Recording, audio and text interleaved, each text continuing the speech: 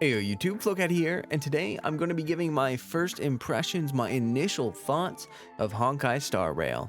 Yes, I'm a long-time Genshin veteran. I've played Genshin for like 3 years or something. I don't even know anymore. It's been out for so long, and I've just lost my soul to it. No, I'm kidding. But what I really want to talk about today are my initial impressions of Star Rail, because Star Rail is the first game that Hoyoverse has released as a part of its new Hoyoverse, as a part of like a gaming universe centered around Hoyoverse games. So this obviously had me very curious about how the game would play, about how the game would feel, about the economy of the game, especially because it's also a gacha game, and you know, just all of that stuff. So today I kind of want to go through generally my thoughts and feelings after hitting Trailblaze level 15, so I'm obviously still pretty early on, but I, feel like I kind of get the general idea of what's going on here. Okay, so the first thing I want to address is like, what kind of game is this? Like, what are we even talking about here? So Star Rail is a turn-based RPG gacha game. It's all turn-based combat, and you are gacha-ing for the various teammates that you use for combat. So it's actually very similar to a lot of other gacha mobile systems, kind of similar to what you get with like Raid and Summoner's War, all that other stuff. I haven't played a lot of those games, but I mean, it's the same basic formula. You pull for characters, you use them for turn-based combat. Specifically, the turn-based combat is what I'm talking about here, because that is something that we have a lot of already in the mobile market, and even on the PC market as well. But I do want to say, my time with the game so far has led me to a conclusion, and I could be proven wrong at some point about this, but as far as I can tell, Honkai Star Rail is a heavily story-driven experience like Genshin, but possibly even more so than Genshin. And I kind of want to explain this from the angle of comparing these two games, because obviously Genshin is Hoyoverse's most popular, most profitable game, and this is supposed to be sort of like a sibling title or whatever. It's supposed to be on a similar level, so you would think, right? So in Genshin, you have a ton of story. There are countless hours of story quests in Genshin Impact, but there's also the aspect of exploration, which you get rewards for. You spend a lot of gameplay time doing that, and it's integral, and it's important. Okay, it's very important for the formula of Genshin Impact for there to be all this exploration. But Honkai Star Rail does not have a lot of that. It does have some exploration where you can get some chests just kind of sitting around, but there's no climbing, there's no jumping. The only thing you can do is run and sprint in the overworld. You can't, do flashy combos standing around in the middle of a town. Like, when you're out of combat, this is very much like a Tales of title. If anyone's ever played Bandai Namco games, the Tales of series, like if anyone's ever played those games, that's what it feels like. You're going around, you're investigating little nooks and crannies of the maps, you are solving some puzzles, you are talking to NPCs, and that is it for the overworld. Like, that is it. Okay, so I'm just trying to paint a very clear picture that you have your story, you have a tiny bit of exploration, which is, again, like I said, mostly just walking around and investigating static objects within the environment, and you have some combat, which you do have, your energy system in this game, so spending that requires you to fight, so you will have sort of like a daily incentive to fight. Okay, but the issue that I'm seeing already off the bat is that once the story is done, there is a Spiral Abyss equivalent, so you'll have that to do. But once the story is done, once all the side quests are done, it does not have the same appeal of being able to goof around in the overworld. And to me, that is a large chunk of time that I've spent on Genshin, because there's not always something to do on Genshin. There's not always progress to make, but it's always fun to run around and just mess around with your teams and do a little bit of exploration and fight some mobs. That gameplay loop is not in this at all. So I'm curious to see how the game ages. Like once people have caught up to the story and done all the missions and stuff like that, this very well might be a game that is you get on for 10 minutes, you do your dailies, and you just wait for the next story update to drop. Like that's kind of what I'm seeing from this. There's no housing system as far as I can see so far. The game is primarily story. Like I recorded probably an hour and 20 minutes earlier, and I don't know, like a full hour of it was all just talking and cutscenes. Like the emphasis is not on the combat. The emphasis is not on dungeon crawling. Now there may be dungeons. I haven't even experienced anything that I would say comes close to a dungeon, but there may be something like that. But as far as I can see, the overworld fights are pretty boring and repetitive. There's the story, which is good. Like the story is really good. So okay, those are my concerns with the game. I feel like this game might have even more of a content drought problem than something like Genshin, because you can't even really goof around in the game. There's really not much to goof around with once you're done with all the objectives, right? Okay. The good part is that the story is very well written and has a lot of complexity to it. So I know that there's a large part of the Genshin fan base that's really into the story and also really likes talking about the lore, digging into the world building and all that great stuff. There is a lot of world building in this game, in the sense that there's not just one world. There's the universe at large, which has its own background lore, like the Eons, which are basically gods, and then you have the Genius Society, which are like the smartest, bestest people from all the societies in the galaxies or whatever. And then you have the individual worlds themselves, which may or may not be connected to the galactic communication network. And so essentially every time you go to a new world, you get this fun experience, or so I would assume. I've only gone to 2 worlds, a space station and a world. I haven't even gone to a second planet yet. Okay, but every time I go to a new location, there's sort of like more lore unraveling. And every time you go to a planet, you're gonna have new culture. It's kind of like going to a new region in Genshin. You know, you have new culture, you have new characters, you have new all sorts of different stuff. And that in and of itself can be a really enjoyable experience. I will say, just without a doubt, if you do not like to read, you probably should not play this game. If you're one of those people that you skip all the cutscenes, you don't care about the story, you just want to fight and do your combat stuffs, like this game is probably going to have an hour of content for you. And I'm exaggerating, obviously. Now, there is a certain upside to what I'm talking about. They balanced it a little bit. You get more of the energy system. It's called Trailblaze Energy instead of resin.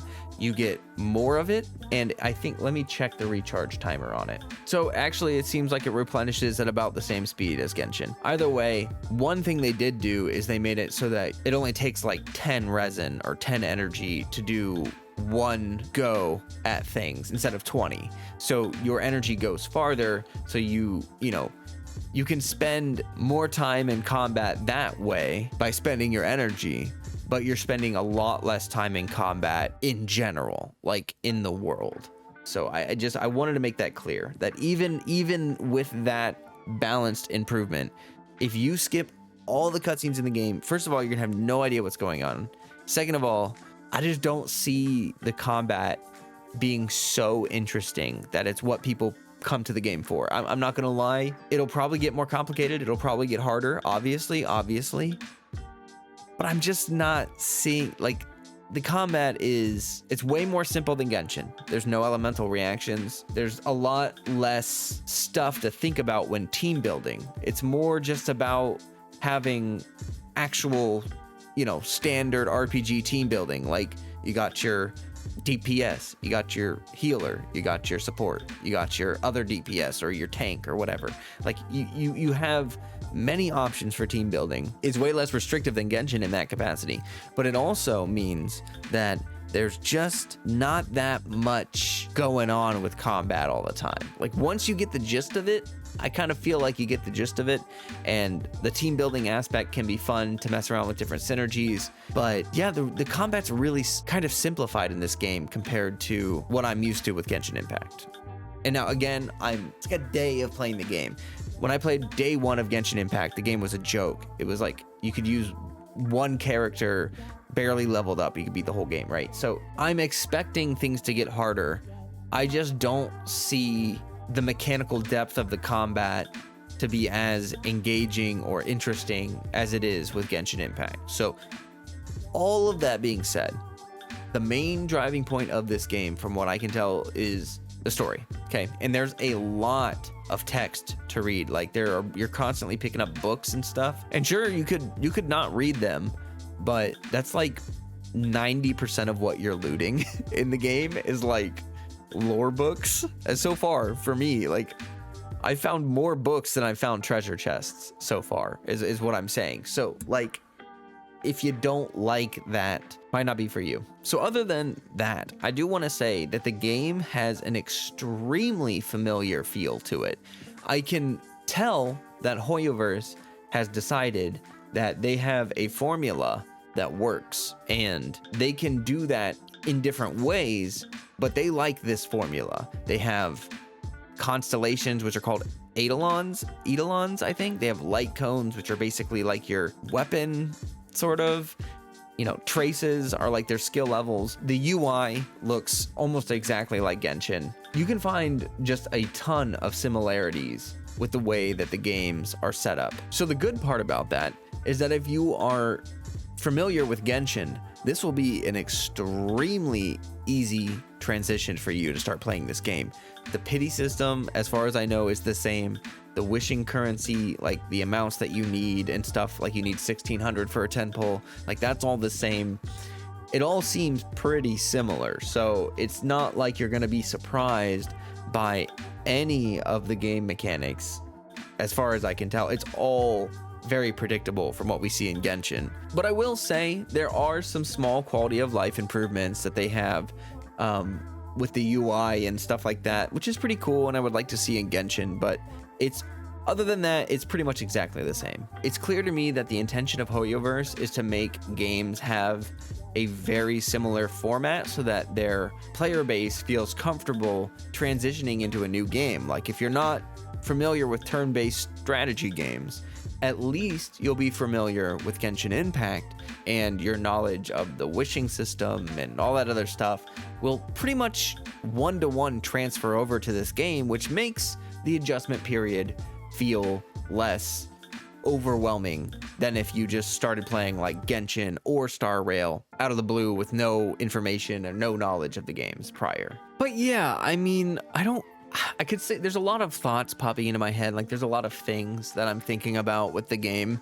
And to be honest, I'm just not sure if I'm going to stick with it long term or not. It really depends on whether I get invested in the story, because as I said, that is most of the content in the game is story content.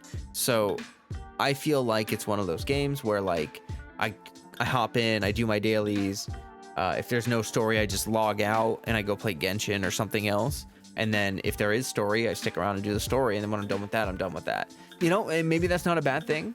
Maybe that's a good thing in its own right, that the game does not demand a ton of your time and you can kind of play through the story segments as you have the time to do so. But I certainly feel like for the heavy fans of this game, like people that really get into Star Rail, they're probably going to feel like there's nothing to do in the game when they're out of energy.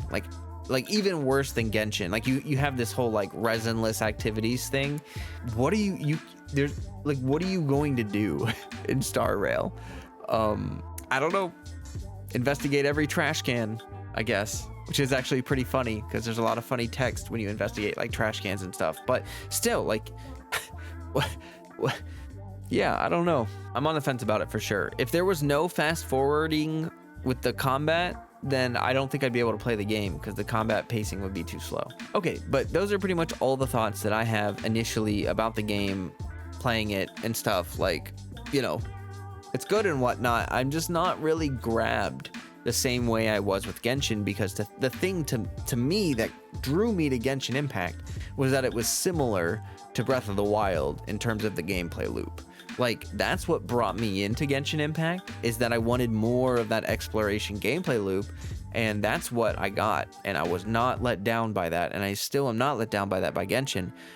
I'm not sure that I'm going to have that same draw for Star Rail. Otherwise, I don't know why I'd log in and play the game in the first place if I don't really have much interest in logging in and playing the game. But with all my thoughts out of the way, I'm curious about how everyone else is feeling about the game, especially people in my community. If you're new here, hello, by the way. We have a friendly community in our Discord where we chat about the game, we share codes for, resources or whatever. We, chat, help each other build our characters, do all that fun stuff. I've got a Genshin section, I've got a Honkai section. You're more than welcome to join. We'd love to see you there. I also do a little bit of a welcome giveaway, just so you know. But yeah, let me know down in the comments below what you think of Honkai Star Rail. Are you enjoying your time with the game so far? I'd imagine most people are enjoying it because of the honeymoon phase. It's a new game, it's fresh, it's fun, it's exciting. Although I'm already starting to see where some of the issues may lie with this game in the long term. Regardless, I think that the story, I know I talked about that a lot, how the story is the main driving point in this game, and I made it sound like a bad thing most of the time. I'm a huge story fan, and the story is pretty good so far. So I can see that being good. I can see that being enough for people to come back and play the game continuously to build up, characters that they like, or to just stick around to stay strong enough to enjoy the next story thing that drops. But yeah, I'm kind of wondering what they're going to do to maybe fill in some of that other downtime that people are going to have, or if they're just kind of expecting people, when they're done with the story, done with their energy, done with all their character building, just log off, play something else. And Genshin's got a bit of that too.